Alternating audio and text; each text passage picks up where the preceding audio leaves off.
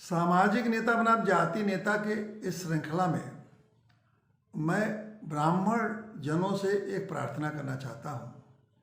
और चूँकि यह प्रार्थना है, इसलिए मेरी पूरी कोशिश होगी कि शिष्टापूर्वक मर्यादा को ध्यान में रखते हुए अपनी बात विनम्रतापूर्वक आपके सामने रख सकूँ। मेरी प्रार्थना है कि जिस तरह से अंबेडकर के नेतृत्व में भारत देश बनाने में ब्राह्मणों ने सहयोग किया, उसी तरह गांव सरकार बनाने में ब्राह्मणों को सहयोग करना चाहिए। अब ये आपके मन में स्वाभाविक सवाल होगा कि आप केवल क्यों ब्राह्मणों से ही आप प्रार्थना कर रहे हैं। तो इसको मैं स्पष्ट कर देना चाहता हूँ कि इधर आप पिछले 3, 4, 5 महीने से लगातार देख रहे हैं कि लगभग सभी राजनीतिक पार्टियाँ ब्राह्मणों को क्या सहयोग पाने के लिए उतावली हुई हैं, और सब ब्राह्मणों के सहयोग के लिए किसी न किसी तरह से उनके पास जा रही हैं, उनसे अपनी बात कह रही हैं, तमाम कार्यक्रम कर रही हैं। चाहे बहुजन समाज पार्टी हो, चाहे भारतीय जनता पार्टी हो, या समाजवादी पार्टी हो, या कांग्रेस पार्टी हो, अपने अपने ढंग से सभी लोग ब्राह्मणों को सहयोग लेने के लिए कोशिश कर रहे हैं। अभी हाल में ही कुछ दिन पहले भारतीय जनता पार्टी के अध्यक्ष, राष्ट्रीय अध्यक्ष जेपी नड्डा जी ने उत्तर प्रदेश के तमाम ब्राह्मण नेताओं को बुलाया और कहा कि आप अपने अपने क्षेत्र में जाइए, अपने जिले में जाइए, अपने कॉन्स्टिट्यूंसी में जाइए और वहाँ ब्राह्मणों को मिलाने की कोशिश करिए। तो ऐसी स्थिति में नैतिक पार्टी एक राजनीतिक पार्टी है, और अगर मैं ब्राह्मणों से सीधे संवाद न करूँ या उनसे अनुरोध न करूँ तो उनको लगता है कि ये ब्राह्मणों को उपेक्षा कर रहे हैं। तो मुझे चूँकि ब्राह्मणों को उपेक्षा करने का कोई कारण नहीं है, तो इसलिए मेरी प्रार्थना है, और प्रार्थना ब्राह्मणों से मैं सीधे करना चाहता हूँ। लेकिन जो मेरे प्रार्थना का जो उद्देश्य है वो कुछ और है, और उन राजनीतिक पार्टियाँ जो ब्राह्मणों को मिलाने की कोशिश कर रही हैं उनका कुछ अपना लक्ष्य कुछ और है। प्रार्थना को मैं आपके सामने रखूं, इसके पहले मैं कुछ चीज़ें स्पष्ट कर देना चाहता हूं, और वो ये है कि ब्राह्मण कभी किसी पार्टी के साथ नहीं रहा, ये स्पष्ट जान लीजिए। उन्होंने जब जब भी समाज में और देश में जब चुनौतियां आई तो उन्होंने ब्राह्मणों ने तय किया कि इस बार इसके साथ रहना है। जैसे मैंने बताया कि जब संविधान का निर्माण हो रहा था तो ब्राह्मणों ने अंबेडकर के नेतृत्व को साथ दिया और एक ऐसा संविधान बनवाने में सहयोग किया जिसमें प्रत्येक नागरिक को उसको सम्मानपूर्ण जीवन जीने और स्वतंत्रपूर्ण जीवन जीने का अधिकार मिला। ये बहुत बड़ी बात है भारत जैसे देश के लिए, प्रत्येक नागरिक को यह अधिकार मिला। उसी तरह जब भारत निर्माण करने के लिए कांग्रेस पार्टी ने दायित्व लिया तो ब्राह्मणों ने कांग्रेस का साथ दिया। लेकिन वही कांग्रेस जब आपातकालीन घोषणा किया कांग्रेस ने और अधिनायकवाद की तरफ वह कांग्रेस बढ़ती हुई दिखी तो ब्राह्मणों ने उनको नकार दिया और उनको बाहर किया, उनका साथ छोड़ दिया। उत्तर प्रदेश में आपने एक बार देखा होगा कि बहुत ही अपराध उत्तर प्रदेश में बढ़ गए, तो उस समय ब्राह्मणों ने बहुजन समाज पार्टी का साथ दिया। जब राम मंदिर भारत की अस्मिता के साथ जुड़ गया तो ब्राह्मणों ने फिर भारतीय जनता पार्टी को साथ दिया।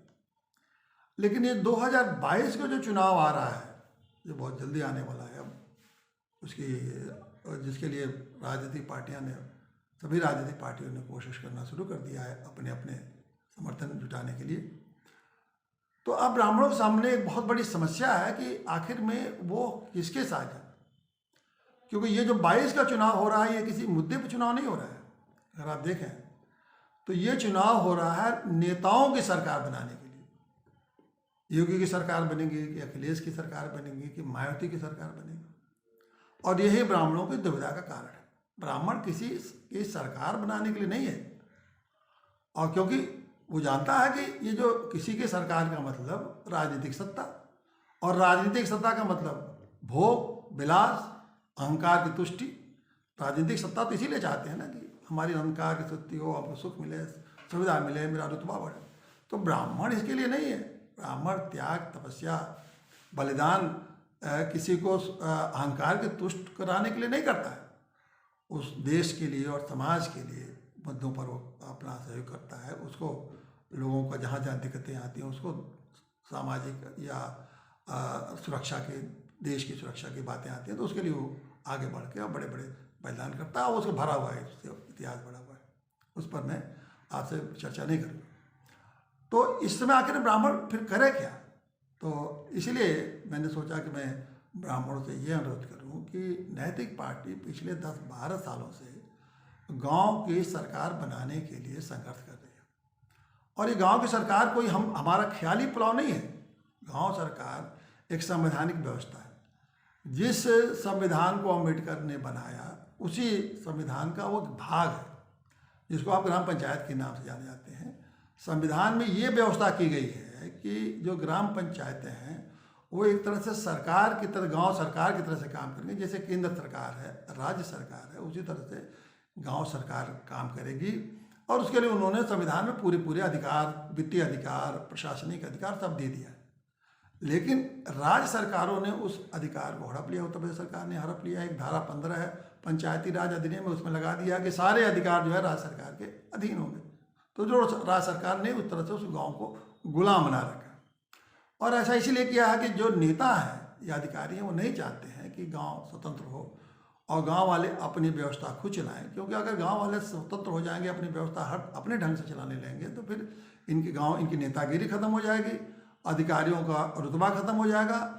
और जब इनकी नेतागिरी खत्म हो जाएगी, उनकी रुतबा ही नहीं रहेगा, तो फिर उनका मतलब क्या है? उन्हीं गाँव के वालों पर ही उनका ये सब चलता रहता है कि तभी वो समझे जाते हैं कि बड़े नेता हैं या बड़े अधिकारी हैं। तो इसलिए ये नहीं देना चाहते। अब नहीं देना चाहते हैं, इसलिए नैतिक पार्टी उस संवैधानिक व्यवस्था को लागू कराने के लिए निरंतर संघर्ष कर रही है। अगर ऐसे संघर्ष में अगर नैतिक पार्टी को लोग उसके साथ ब्राह्मण अगर इस बार खड़े हों और सब लोगों को साथ मिलाकर, ये मैं नहीं कहता हूँ केवल ब्राह्मण अपने के नैतिक पार्टी के साथ खड़े हों, ये ब्राह्मणों का दायित्व है कि सब लोगों को साथ मिलावें, गांव-गांव में एक लोगों के पास जाएं, जोड़कर एक नैतिक पार्टी को गांव सरकार बनाने के लिए, और किसी उद्देश्य के लिए नहीं, गांव सरकार बनाने के लिए अगर नैतिक पार्टी को वोट देते हैं तो नैतिक पार्टी को एक ताकत मिलेगी और उस ताकत से निश्चित रूप से गांव सरकार बनने का मार्ग प्रशस्त हो जाएगा।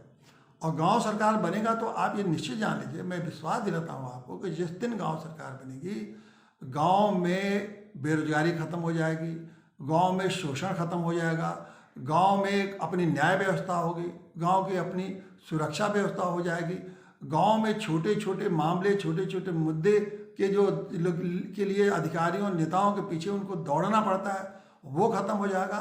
और वास्तव में गांव ऐसे बनेंगे जहाँ सुख, शांति और संपन्नता का एक आदर्श केंद्र के रूप में गांव काम करने लगेगा। और फिर वो गांव, हमारे भारत का जो प्राचीन गांव था वो ऐसे ही गांव थे। तो गांव सरकार बनाने में अगर ब्राह्मण आगे आते हैं, ब्राह्मण सहयोग करते हैं, तो मैं समझता हूँ कि बहुत बड़ा बदलाव हो जाएगा। उत्तर प्रदेश में 20 करोड़ की जो जनसंख्या जो गांव में इसमें रह रही है, उनके जीवन का एक सुनहला समय शुरू हो जाएगा।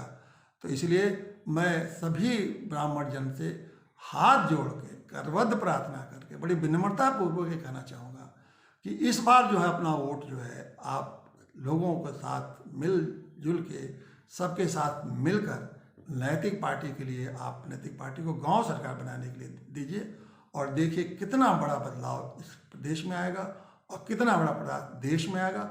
और फिर भारत की जो उत्कर्ष पर भारत को पहुंचाने का जो नैतिक पार्टी का लक्ष्य है वो पूरा होगा। एक बार आप सबको, सभी विप्रजनों को मेरा प्रणाम स्वीकार करें। और प्रणाम अगर आप स्वीकार करते हैं तो आशीर्वचन के रूप में ही नैतिक पार्टी को अपने वोट के देके उसको एक बार एक अवसर दीजिए, ताकि जिन संघर्षों के लिए वह आगे लगा हुआ है वह संघर्ष उसका पूरा हो। एक बात मैं और कहना चाहूँगा आपको, 1857 का मंगल पांडे की क्रांति तो याद ही होगा। उसमें रोटी भेज कर क्रांति की ज्वाला पैदा की गई थी। इस समय तो आप व्हाट्सएप से क्रांति पैदा कर सकते हैं। तो इसीलिए मेरा एक निवेदन है आपसे कि अगर ये चाहते हैं कि मेरी ये प्रार्थना जन जन तक पहुँचे, तो आप एक काम जरूर करिएगा कि इस मैसेज को शेयर जरूर कर दीजिएगा। अगर जन जन तक पहुँच गया तो मेरा विश्वास है इसी चुनाव में ही गांव सरकार का गठन हो जाएगा, गांव सरकार बन जाएगी। और जब गांव सरकार बन जाएगी तो निश्चित रूप से गांव गुलामी से मुक्त हो जाएंगे। और मेरा तो ये यहाँ तक कहना है कि फिर गांव में एक नए सवेरे का एहसास होगा जो पूरे गांव के लोगों की ज़िंदगी बदल देगी। एक बार फिर आप सबको प्रणाम।